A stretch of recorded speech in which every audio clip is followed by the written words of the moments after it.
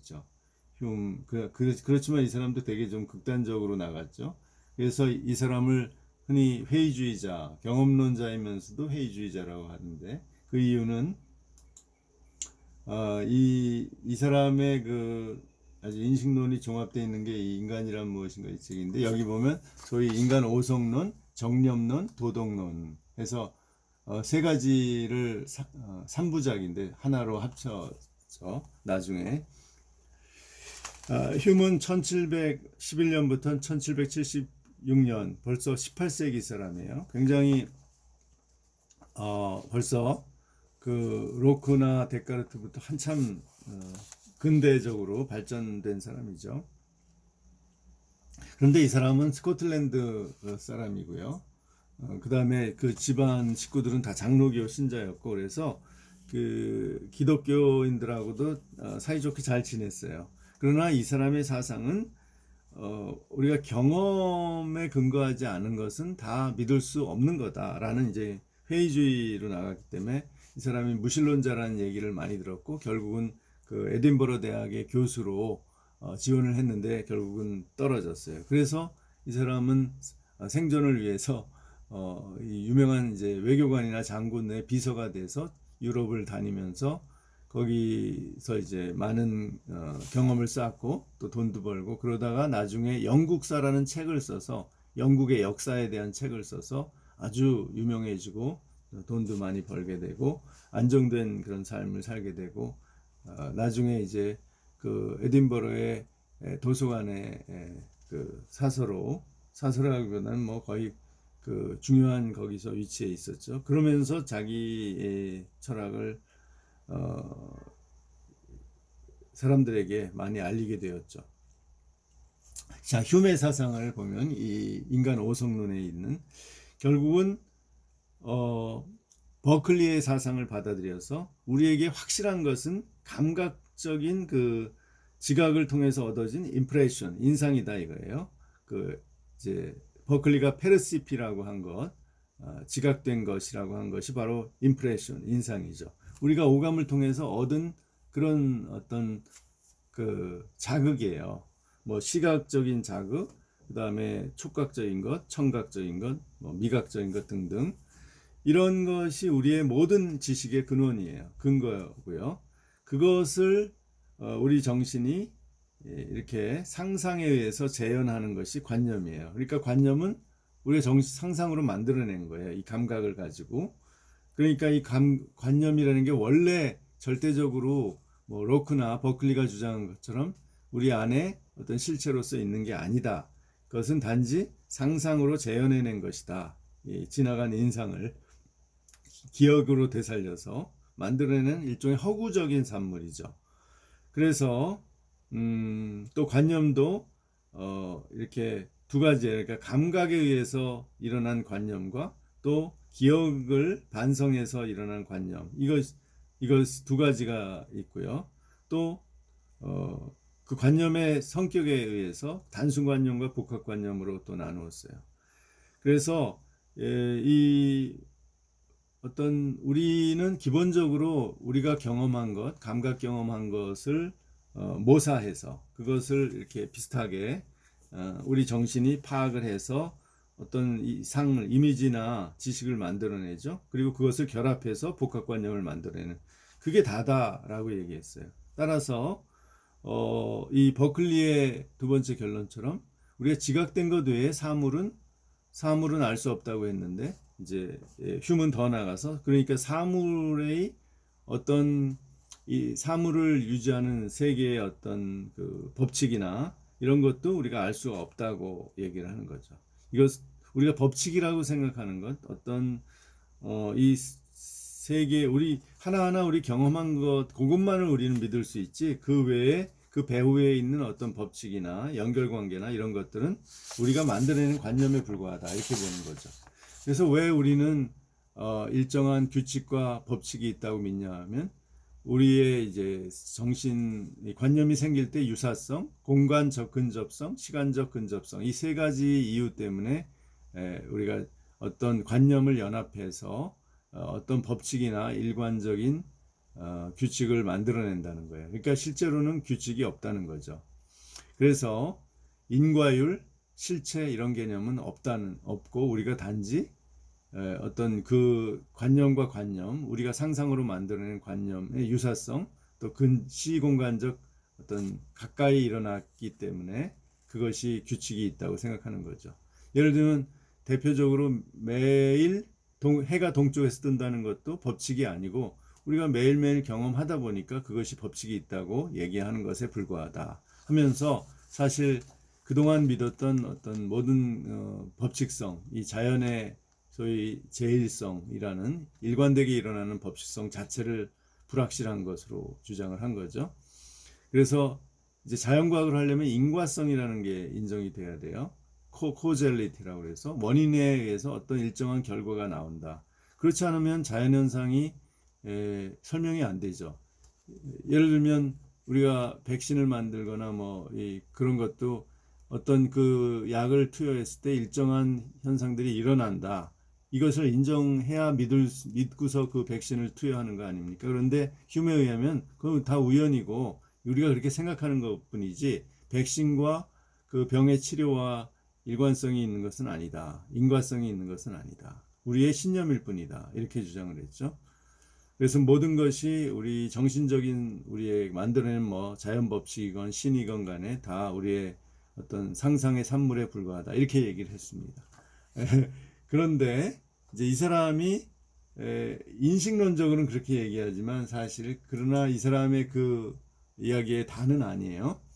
이 사람은 실제로 기독교를 현실 종교로 인정하고 어떤 신이 기독교의 신이 선한 신, 전능한 신 이런 것이 굉장히 의미가 있다. 그리고 기적도 의미가 있다 이렇게 얘기를 했습니다. 제가 그래서 그 부분을 한번 이 기적론 그의 기적에 관하여라는 책 여기서 좀 읽어보겠습니다. 우리가 그냥 피상적으로 아는 흉하고는 실제로 보면 좀 다르죠. 이 기적에 관하여 37쪽에 보면 따라서 우리는 대체로 기독교가 처음부터 기적을 수반했으며 심지어 오늘날까지도 기적이 없으면 합리적인 사람들조차 기독교를 믿을 수 없을 것이라고 결론 내릴 수 있다. 기적이 있는 것이 기독교에 아주 중요하다 이거죠. 이성만으로 기적의 진실성을 확증하는 것은 역부족이다. 그러니까 이성으로는 기적을 이해할 수 없다는 거죠. 신앙에 의해 기적에 동의하는 사람은 누구나 인간 이해력의 모든 원리를 전복시키며 관습과 경험에 어긋나는 것을 믿게 만드는 자신의 인격 안에서 지속되고 있는 어떤 기적을 의식한다. 이건 조금 굉장히 애매하게 썼지만 조금 더 54쪽에 보면 더 확실하게 얘기를 합니다. 그러니까 우리가 기적을 경험으로 이제 경험적으로 인정할 수는 없지만 그러나 기적이라는 것이 우리가 어느 정도 우리의 생각으로 받아들일 수 있는 면이 많이 있다라는 것을 주장을 합니다. 한번 제가 읽어보겠습니다. 이 책의 54쪽에 보면 기적적인 사건은 사물의 일상적인 과정에 대한 우리의 경험과 모순되므로 그 자체로는 믿어지지 않으며 어떠한 증언에 의해서도 입증될 수 없다. 그러나 지식은 경험보다 더 멀리 나갈 수 있다. 즉 이성은 이 사람이 말하는 이제 정신의 능력이죠. 어떤 그 실체적인 원리가 아니라 감각의 대상이 되는 힘들을 초월하여 자연의 법칙을 최초로 제정하고 우리가 일상적으로 자연이라고 말하는 것의 운행을 조종하고 언제든 원하는 대로 그 힘을 중지하거나 통제할 수 있는 신의 능력에까지 도달할 수 있다. 그러니까 우리가 신을 우리 정신으로 생각해낼 수 있다라는 거죠. 기적의 존재는 그러한 신의 능력에 대한 우리의 지식과 총체적으로 일치하며 아무런 모순이 없다. 즉 우리가 얼마든지 생각으로 신을 생각할 수 있죠. 그리고 그 따라서 기적도 충분히 생각해낼 수 있다. 이처럼 우리의 지식과의 일치나 조화로 인해 기적은 공정한 증언에 의해 입증될 수 있을 만한 신뢰성을 갖게 된다.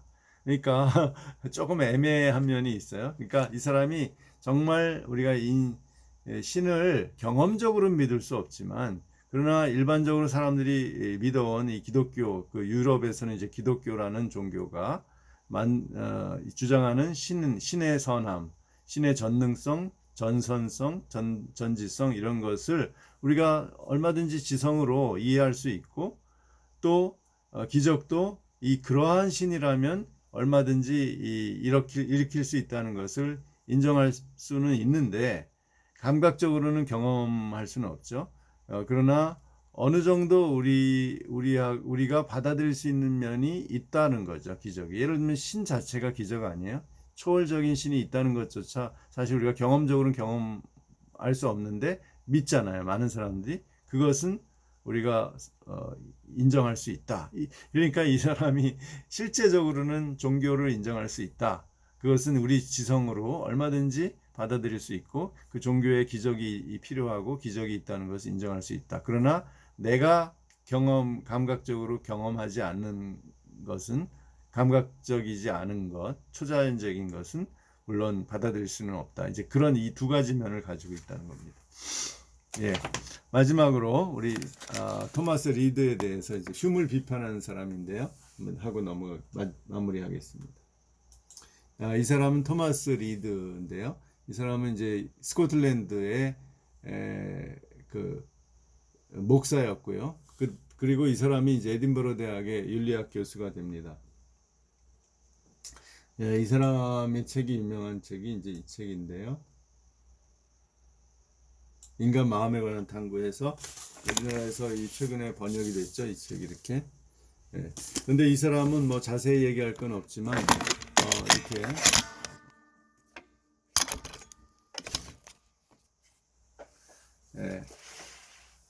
이렇게 토마스 리드가 중요한 것은요.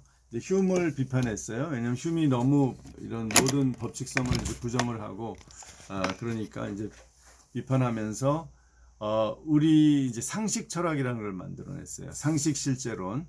그래서 우리가 모든 사람이 경험적으로 상식으로 인정하는 것은 우리가 사실이라고 인정해야 된다라는 거예요. 그러니까 상식으로 인정할 수 있는 게 뭐죠?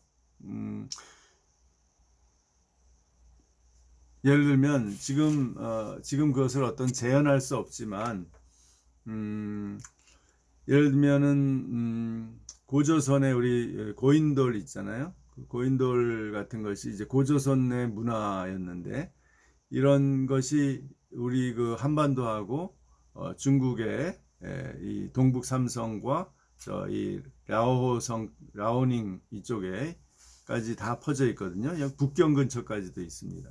이런 것을 볼 때 우리 한국 사람이라면 상식적으로 이게 이제 고조선의 영토가 거기까지 있었다 이렇게 볼 수 있잖아요. 그러나 명확한 확실한 증거 이런 것은 없죠. 그렇지만 어느 정도 그 개연성이 있잖아요. 이제 이런 것이 우리가 인정해야 된다는 거예요. 지식으로.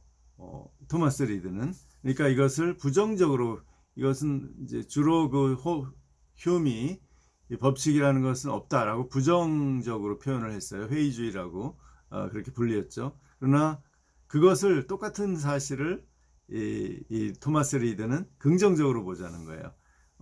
우리가 100% 증명은 안 되지만 어느 정도 사람들이 대체로 봐서 그것은 맞다고 보면 그것은 경험적으로 인정할 수 있는 지식이라고 보자는 거죠.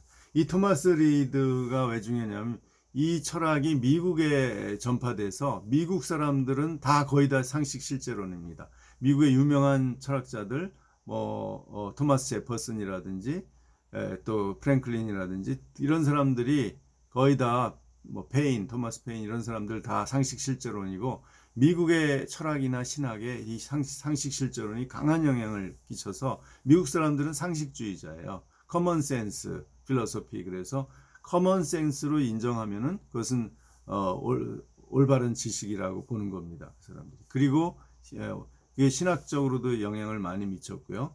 예를 들면 미국의 프린스턴 신학, 장로교 신학의 대표인 프린스턴 신학도 상식 실제론에 기초해 있고요. 또 오늘날의 유명한 기독교 철학자인 월터 스토프 같은 또 월터 스토프나 플랜팅가의 개혁주의 인식론이라는 것도 인식론적으로 토마스 리드의 이 상식 실제론에 기초하고 있습니다. 우리가 100% 감각 경험으로 지금 다 증명이 안 되더라도 우리가 믿고 있는 많은 것들이 의미가 있는 지식이다. 이렇게 주장을 하는 거죠. 이 근원이 바로 토마스 리드에서 왔다고 볼 수 있습니다. 예, 영국 경험론을 여기까지 마치고 이제 근대 철학에 대한 소개를 마치겠습니다. 좀 길었죠? 예, 여러분이 궁금한 것들은 질문하기 바랍니다. 예, 감사합니다.